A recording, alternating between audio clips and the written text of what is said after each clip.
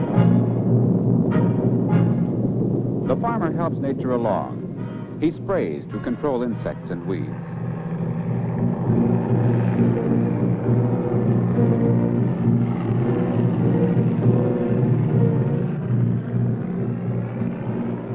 Soon the Great Plains prairies are green and beautiful, and the summer crop is in the hands of nature.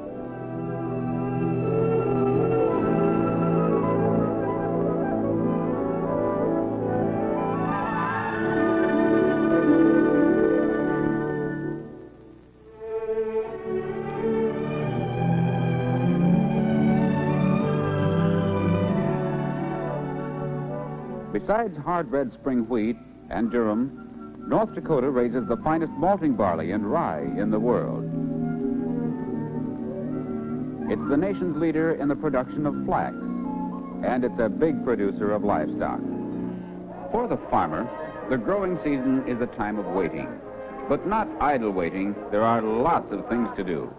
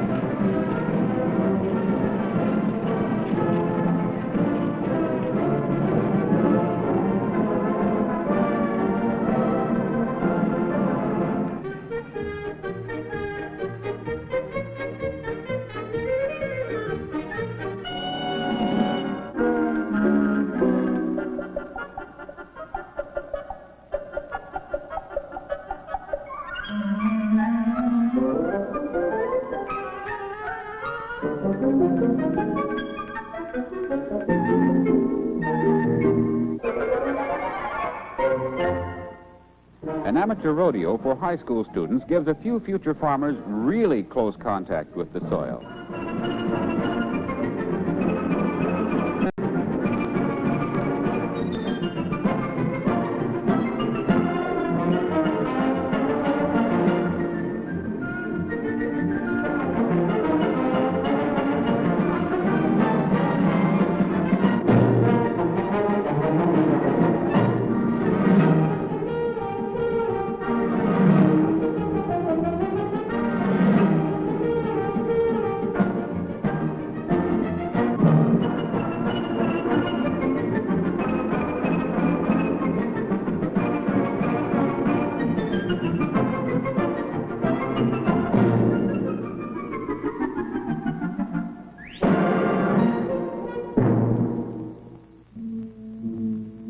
The time for fairs and parades is over. The big fields are ripe, and the swathers and combines are poised and ready for action.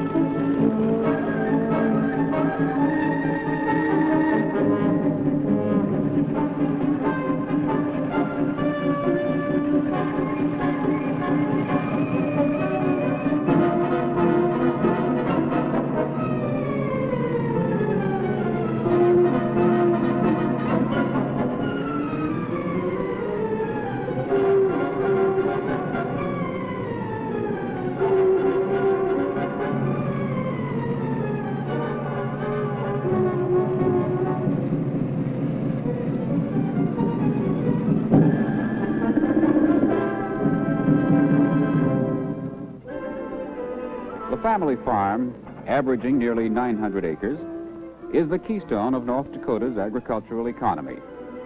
And during the busy harvest season, the family works as a unit. The farmer can pause only briefly, so his wife and kids often bring him lunch in the field.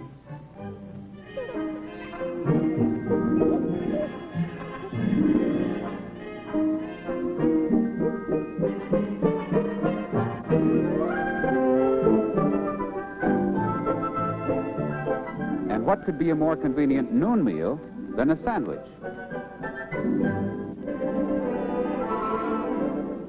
The sandwich is a nutritious noon lunch for 100 million Americans every day.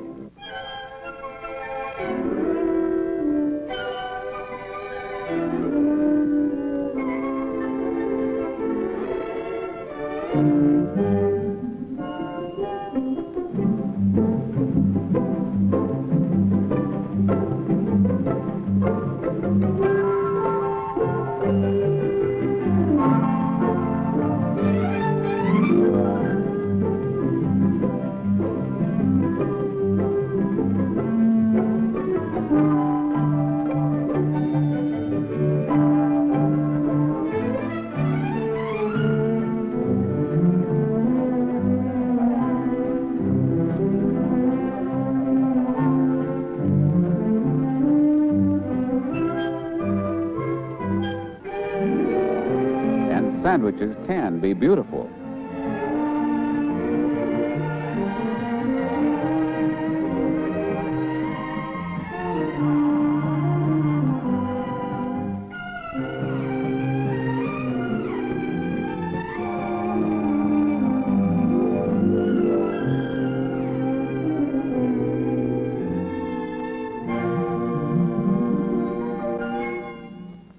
But back to work. Combining the 100 million bushels of hard red spring grown in North Dakota each summer is a gigantic job. A job so gigantic that sometimes the farmer calls on the help of custom combiners, professional harvesters who follow the season as it moves northward. The grain is collected in trucks and hauled to country elevators to be sold.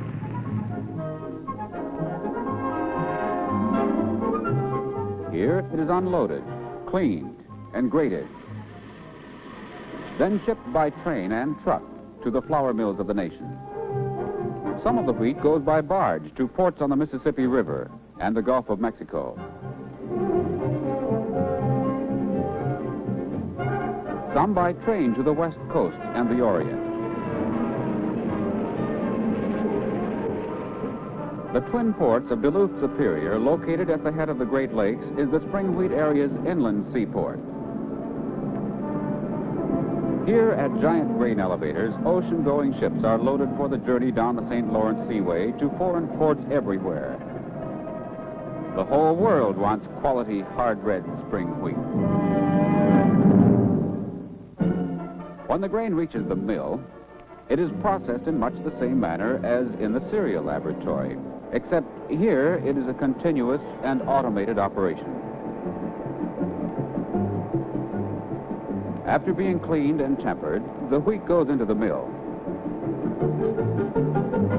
It is crushed and sifted, and the endosperm is separated from the bran and germ by air pressure. The process is repeated 6 times until all the endosperm is removed from the seed kernel. The miller, using the same tests as the cereal chemist, performs routine checks on each lot of flour milled. He examines the color of the flour, for example. He incinerates samples so that he can measure the mineral content of the flour.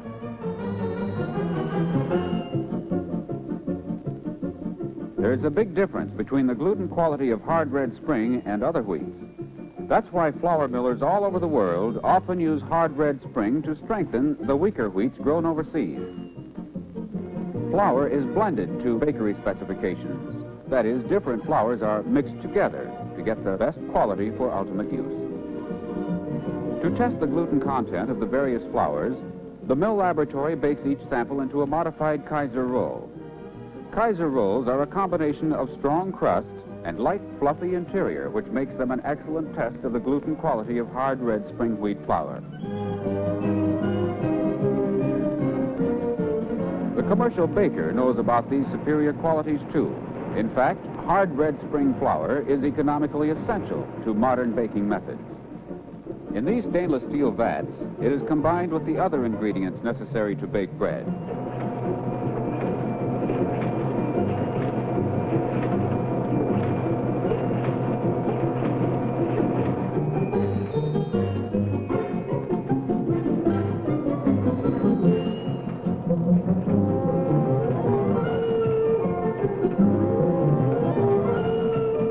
housewife, bread is the simple and convenient complement to every meal in many varied, tempting dishes to delight any palate.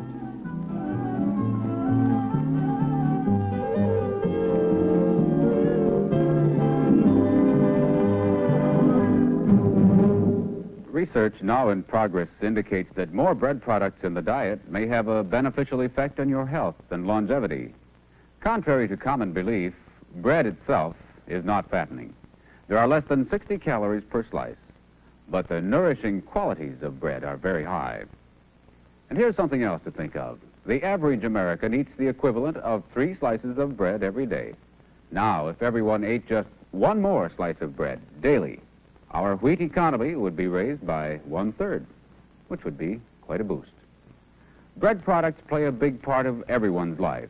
Morning, noon, and night. It's been said a zillion times, bread is the staff of life. It should be the first thing on the table, whether you're dining at home or on the town. Bread is the best all-around food available today. And don't forget the wonderful flavor and high nutritional content of bread products were put there by hard red spring wheat through the help of nature and science. We hope you'll appreciate it a little more, for every day it has more than just a little part in your life.